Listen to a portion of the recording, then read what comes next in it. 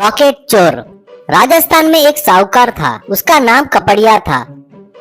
वो ब्याज का धंधा करता था। वो लोगों को बहुत ज्यादा परसेंटेज में पैसा देता था और रॉकेट लॉन्चिंग सेंटर उसके घर के बाजू में रहने से वो बच्चों से पैसे लेकर रॉकेट लॉन्चिंग दिखाता था।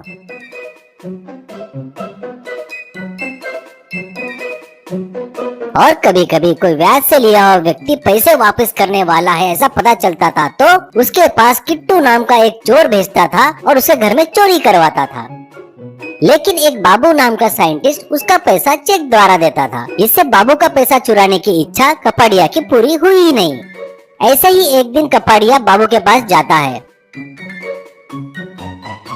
कपड़िया, देखो भाई, तुमने चेक दिया ना, उसके बाद जाकर मैंने हिसाब किया तो चेक किया, तेरे ऊपर और 50,000 है, वो दे दिया तो मैं चला जाता हूँ, ऐसा कहता है। बाबू, क्या क्या तुम चेक करना भूल गए? रॉकेट लॉन्चिंग दिखा के बच्चों से पैसे लेने वाला तू ब्याज पे ब्याज लगा रहा है मुझ पर। मुझे पता है तेरी नजर मेरे घर पर है। अब दोबारा मेरे घर आया ना, मेरी गाड़ी के नीचे नींबू के जैसा तुझे रौंद दूंगा, समझा? निकल यहाँ से। ये सुनकर कपड़िया वहाँ से गुस्से से चला जाता है।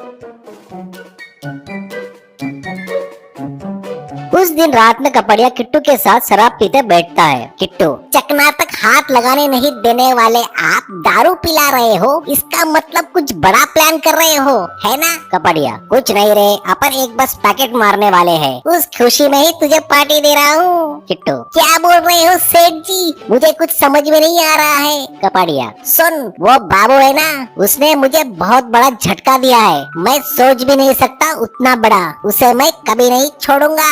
अगले दिन वो रेगिस्तान में रॉकेट लॉन्चर कर रहा है ऐसा मुझे पता चला। उस समय हम एक हेवी व्हीकल लॉरी वहाँ थोड़ी दूर पर रखेंगे और रॉकेट लॉन्चर होने से पहले हम उसे वहाँ से उड़ा लेंगे। वैसे ही मैंने एक स्क्रैप वाले से बात करके रखा हूँ, कम से कम 2 करोड़ का पैसा आएगा, पैसा। उससे हमारी एक झटके में जिंदगी सफल हो जाएगी। किट्टू, सेठ जी कुछ भी बोलो यार, तुम्हारा दिमाग बोले तो दिमाग है एकदम सुपर। अभी हेवी व्हीकल वाले को बोल के बात करता हूँ। उस दिन रात में रेगिस्तान में रखे रॉकेट से थोड़ी दूर पर हेवी व्हीकल पार्क कर देते हैं। फिर बहुत बहुत मोटे से लंबे रस्सी से रॉकेट को हेवी व्हीकल से बांध देते हैं।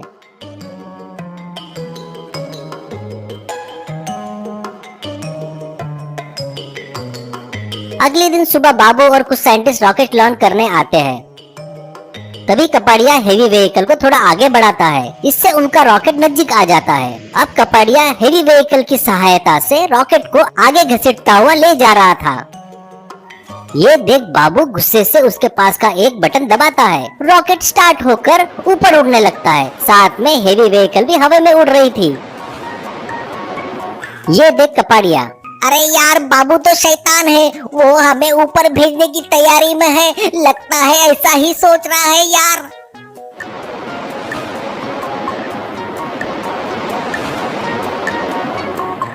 फिर बाबू कपड़िया को फोन करता है, क्या रे हलकट कहीं के, इस रॉकेट को ही चोरने का प्लान बनाया क्या?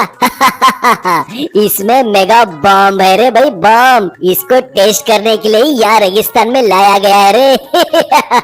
तू भी उसके साथ जा और फट जा, हमारे गांव की दलिद्री ही चली जाएगी, ऐसा कहता है।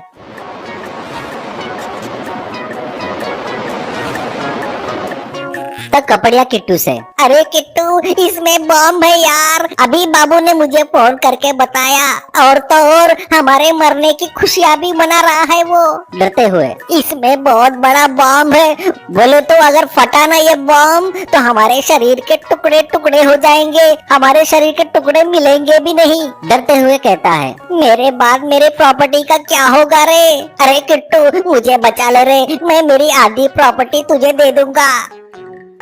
इतने में रॉकेट उस व्हीकल के साथ बहुत ऊपर चला गया। व्हीकल में बैठे कपड़िया और किट्टू चिल्लाते हैं, अरे बचाओ, हमें कोई बचाओ रे भाई, बचाओ, बचाओ रे भाई, बचाओ। ये देख किट्टू सेठ से बोलता है, अरे घबराओ मत सेठ जी, ऐसा टाइम आएगा इसलिए मैंने पैराशूट लाया हूँ। सेठ, प्रॉपर्टी में आधा हिस्सा दोगे ना, पक्का दोगे ना? ये बैग लो सेठ जी। दोनों कूद जाएंगे ऐसा कहता है। फिर दोनों पैराशूट के सहारे कूद गए।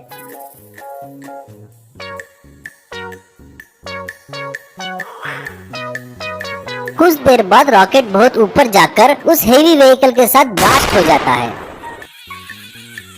वो देख किट्टू से कपाड़िया, अरे बाप रे, बच गए रे, वरना आज हमारी राख भी नहीं मिलती थी। और एक बात सुन रहे, आधी प्रॉपर्टी के लिए घर में आया ना, तुझे लात मार के भगा दूंगा। तेरे जीने के लिए इंस्पायर मैंने ही किया है, तेरे साथ रहकर ही मेरी ऐसी गति हुई है। तेरी शक्ल अभी मुझे कभी मत दिखाना। ऐसा बोलकर वहाँ से चला जाता है। ये सुन किट्टू सेठ